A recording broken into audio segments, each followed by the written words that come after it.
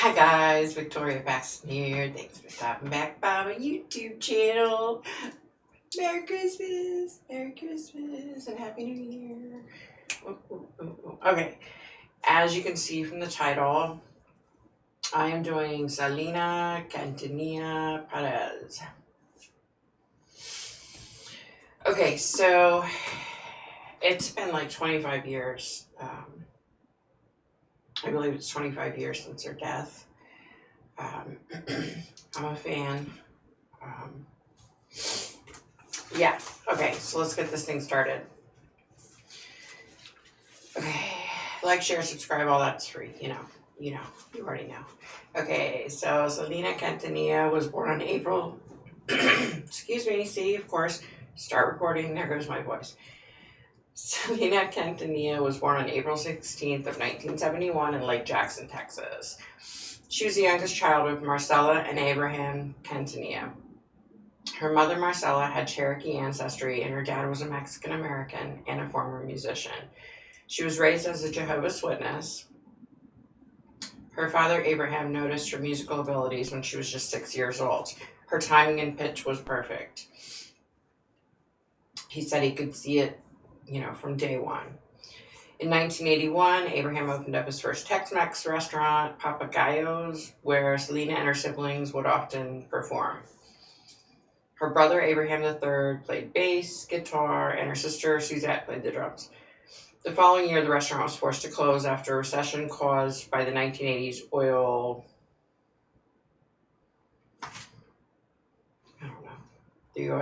issues in the 80s. You remember. I do. The family declared bankruptcy and they were evicted from their home. They settled in Corpus Christi, Texas. Abraham became a manager of the newly formed band Selena y los Dinos and began promoting it. They needed money and they played on street corners, weddings, quinceañeras. I can never say that word. I'm not even going to try.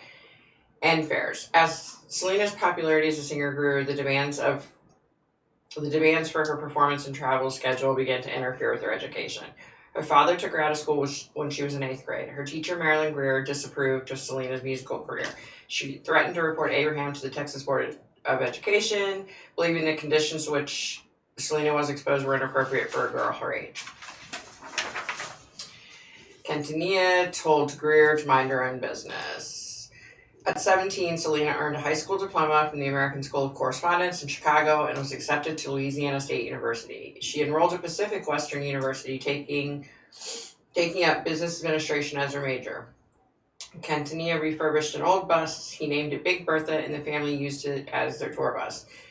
In the first few years of touring, the family barely had enough money for food and gas.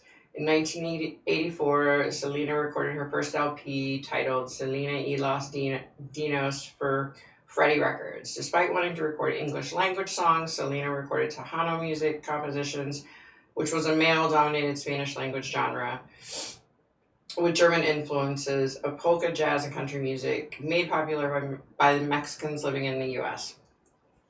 All right, so I have all this other, facts and all this stuff, but you know what? We all know that. I think we all kind of know the story. She ended up making it big. She won, 2 Grammys or something? I mean, she did really well for herself. So, fast forward. So, aside from music, in 1994, Selena began designing and manufacturing a clothing line. She opened 2 boutiques called Selena, etc., one in Corpus Christi and the other in San Antonio. Both boutiques were equipped with in-house beauty salons. She was in negotiations to open more stores in Monterrey, Mexico, and Puerto Rico. Saldivar managed both boutiques after the Quintanilla family were impressed with the way she managed the fan club. So Yolanda Saldivar came to Quintanilla Jr., which is Abraham the dad, and said, "Hey, I want to start a fan club." So she did so well at it. They were like, "Let's appoint her as our go-to person for the salons." Okay, so in 1994, they appointed her, as the manager of the boutiques. 8 months later, Selena signed Saldivar as her registered agent in San Antonio, Texas. After the agreement, Saldivar moved from San Antonio to Corpus Christi to be closer to Selena. December of 94, the boutiques began to suffer after the number of staff for both stores had decreased. According to staff members, Saldivar often dismissed employees that she disliked. Employees at the stores regularly complained about Saldivar's behavior to Selena, who dismissed the claims, believing Saldivar would not negatively impose erratic decisions on Selena's fashion venture. According to Quintanilla Jr., the staff later turned their attention to him and began informing him about Saldivar's behavior. Selena's father took the claims seriously, and he told her to be careful. By January of 95, Selena's fashion designer Martin Gomez, her cousin Deborah Ramirez, and clients had expressed their concern over Saldivar's behavior and management skills. In June of 95, Quintanilla began receiving calls from fans who said they had paid for their membership in the Selena fan club, but they received nothing in return. So Quintanilla Jr. began investigating. Yeah, that's the dad, Abraham. Quintanilla discovered that Saldivar had embezzled $30,000 via forged checks from both the fan club and the boutiques. He held a meeting with Selena and Suzette on the night of March 9th at Q Productions to confront Saldivar. Quintanilla presented Saldivar with the inconsistencies about the funds that had disappeared. Quintanilla told her that if she did not provide evidence that disapproved his accusations, he would call the local police. Quintanilla banned Saldivar from having any contact with Selena. However, Selena did not want to dissolve the relationship. She thought Saldivar was essential to the success of their new clothing line in Mexico. All right. Selena also wanted to keep her close because she had bank records, statements, and financial records of hers. Yeah. In the days before Selena's death, Saldivar delayed handing over the bank statements and financial records by saying she had been physically and sexually assaulted in Mexico. Really? So Selena said, okay, come to the medical clinic. That was on March 31st. Of course, they found absolutely nothing to say that she was raped. So Selena went, and met with Saldivar in her hotel room at the Days Inn in Corpus Christi. Selena demanded the paperwork, and Saldivar got a gun from her purse and pointed it at Selena. As Selena attempted to flee, Saldivar shot her once on the right lower shoulder, severing an artery and causing severe loss of blood. Critically wounded, Selena ran towards the lobby, leaving a 392-foot-long trail of blood. She collapsed on the floor as the clerk was calling 911. Saldivar was still chasing after Selena, calling her a bitch. Before she collapsed, Selena named Saldivar as her attacker and the room number of where she was attacked. Meanwhile, Saldivar tried to leave in her pickup truck, but she was spotted by a responding police officer, after a 9.5-hour standoff with the police and the FBI. She finally surrendered. If she wanted to kill herself, she claims that it's because she wanted to kill herself. Well, if she wanted to kill herself, she would have killed herself like 9.5 hours ago. You know what I mean?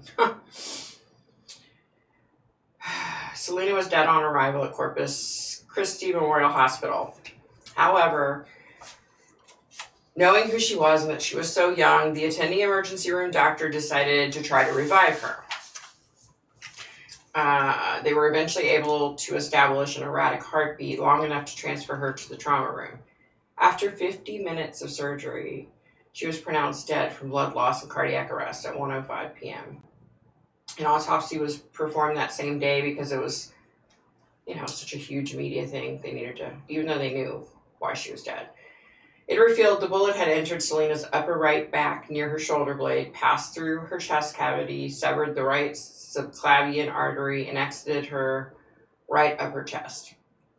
On April 1st, Bayfront Plaza in Corpus Christi held a vigil which drew in 3,000 fans. About 30,000 to 40,000 fans then went on to pass by Selena's casket. They had her casket out for her viewing. On April 3rd, 1995, 600 guests attended Selena's burial at Seaside Memorial Park in Corpus Christi, Texas. October 1995, a Houston jury convicted Saldivar of first-degree murder and she was sentenced to life in prison with the possibility of parole after 30 years, which is the year 2025. Do not let this broad, and I say broad lightly because I would not call her a woman or a lady, okay? Do not let this psycho biatch out, right? Okay. I need a drink. So you may hear some loud noises coming from outside. That's because our road, it snowed and it snowed yesterday and sleet, freezing rain, and so it's like crunchy. So anytime anybody drives down the street, it's crunchy.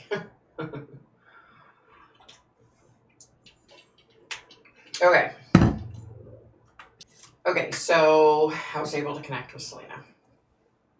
She came through young, beautiful, and I don't know, there's something about her. I can't quite put my finger on it, but she just has like a particular air about herself, and how you are in life is how you are in death. So that means she had this air about her when she was alive. You know what I mean? But I don't know how to explain it exactly. Okay, so she came through. She spoke about her family.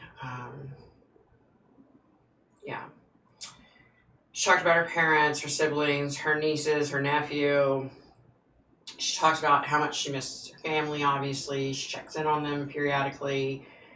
But she went on to say, she's very grateful for where she is and that she was able to connect with family members that she never knew, that had died years and years before she was born. And she talked about like how awesome that was to, leave this earth and leave her family and then go up there and bam, she's got all this family. She said people were coming up and like introducing themselves and saying, oh, I'm your great, great, great, this and that. She talks about she didn't realize that she was dead. Yeah, let me worry about that. Let me talk about that later. But she said that when she crossed over, she had a lot of work to do. She had a lot to work on. She said one of the largest things she needed to work on was the fact that she needed to forgive Yolanda. She said she was able to forgive her, and she made the comment that she really wished that her family would forgive her because she said, living with all that anger and pain is going to take a toll on them. She said it already has. In 25 years, it already has, and it's going to continue. And she said, I just wish they could just forgive her. Yeah. Okay, so I went on to say to her, so this is one of those cases that I already knew the story. So, when I connected with her, that was actually an advantage I had since I already knew the story. So when I connected with her, I could ask her like specific questions, you know what I mean? So I asked her, I said that, Yolanda had been saying that, oh, I didn't mean to kill Selena. It was an accident. I had the gun up to my head in the motel room. And then I was talking about I wanted her to shut the door. And when I did that, oh my gosh, the gun accidentally went off. And then, of course, as Selena's running for her life, Yolanda's behind her, calling her bitch and screaming at her, right? So I said, I want to know exactly what happened because Yolanda's making it like, oh, I didn't kill her. It wasn't, I didn't mean to do it. And Selena said, look, she said, I don't want to beat a dead horse, but she said she absolutely killed me. She said there was no guessing about it. There was no, oops, the gun went off about it. She killed me. She said that she wouldn't have a life if I fired her, because I told her, you're fired and we're going to the police and I don't ever want to talk to you again. And she said, if I don't have this job and I don't have you as my friend in my life, then there's no reason, for me to go on. And then I guess she said, but, you're a bitch and you're the one that should be dead because you caused this. And then she very blatantly turned the gun and shot Selena. And Selena said the gunshot like jolted her, and she said, it was almost like an outer body experience. She was like, oh my God, did I just get shot? And she said she just took off running. She said she really didn't feel the pain, and she said it was obviously just the adrenaline, that she was able to run. But she said, as she was running, she knew that was it. She knew she was going to die. She said, but when she did die, it just caught her off guard. Like, she was like, I'm dead, So, yeah. So sad. Then I asked her, so I'm a Selena fan, so I knew that everybody had said she had been having an affair with a plastic surgeon who was much older than her, who was from Mexico. I don't know his name. I don't care. But I said, I told her he came out, and so did Yolanda, and said that Selena was head over heels in love with him and that she wrote a song about it and all this other stuff. And she said, the song you're talking about, I didn't write it.